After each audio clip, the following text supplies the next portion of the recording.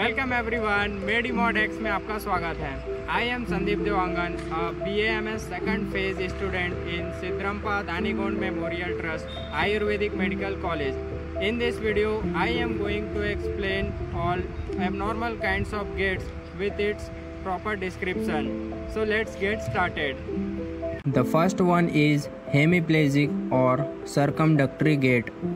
So this is how a hemiplegic patient will have gait in which patient has tendency of keeping the upper body upperly in the flexus energy, in which wrist will be flexed, elbow will be flexed and shoulder will be adducted.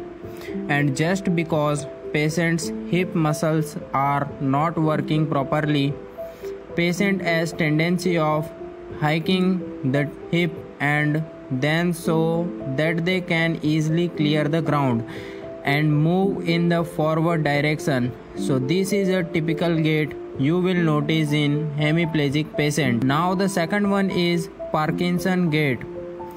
Now this is a typical gait you will notice in Parkinsonism patient.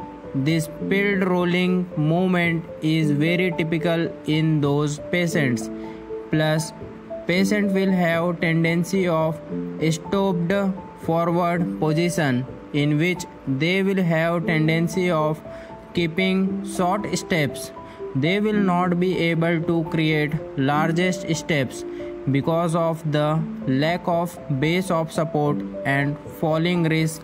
So this is a typical thing we will notice in Parkinsonism gait. Now the third one is scissoring gait. This is a typical gait we will notice whenever patient is having adductor muscle tightness. Patient will have tendency of walking in scissoring pattern because adductor muscles are very tight, or else there is weakness of the abductor muscles, which doesn't allow leg to move in the abduction, and so that patient has more tendency towards walking with the adductor pattern. Now the fourth one is high stepping or foot drop gait. So this is a typical sign you will notice whenever patient is not having proper dorsiflexor muscles.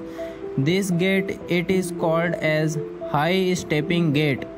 Because of lack of dorsiflexion, patient has tendency of lifting the leg up because they cannot maintain dorsiflexion.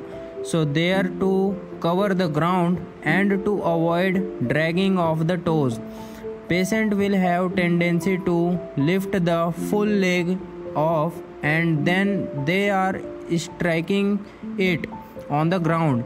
They will have tendency that the first forefoot will strike on the ground and after that he will come in the contact.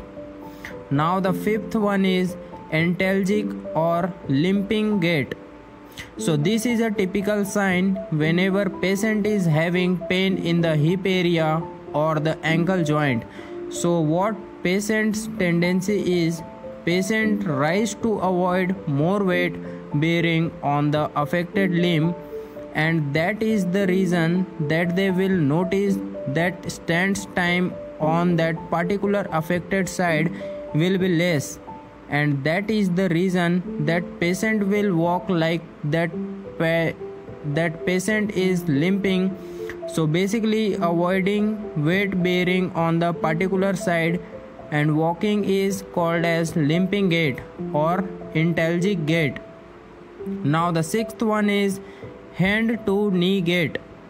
So this gait mostly you will see in polio patients where they have quadriceps muscles weakness, which will not allow me to go for complete extension, especially when person is performing heels strike.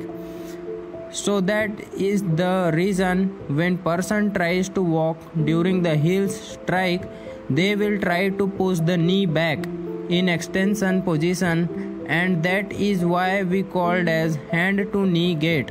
especially seen in the quadriceps weakness patients. Now the seventh one is gluteus maximus or pregnant lady gait. So this kind of gait we will notice whenever patient is having gluteus maximus muscle weakness. This is also called as pregnant lady gait.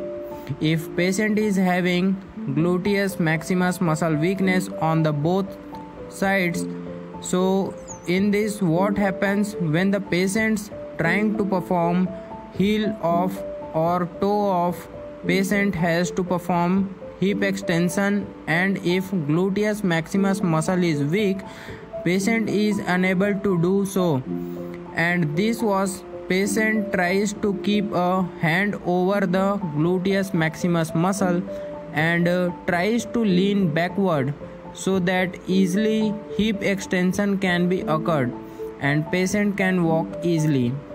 Now the next gait is also called as gluteus medius gait, in which opposite side of the pelvis is dropped because of the weakness of the gluteus medius muscle.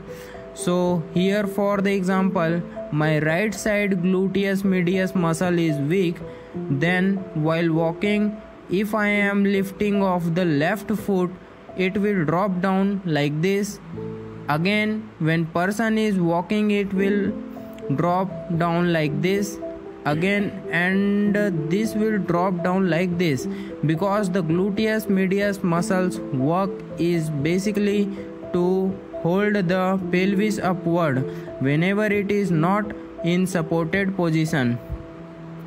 The last one is drunken or ataxic gait. This is a typical gait we will notice whenever patient is suffering from ataxia. Ataxia means patient is not having coordination as well as balance, and that is why patient will appear like a drunken person walking, and that is the reason that there is no proper landmark or proper gait pattern for this patient, but they will have various of patterns which patient can walk different directions without coordination and without balance. Thank you for watching and listening.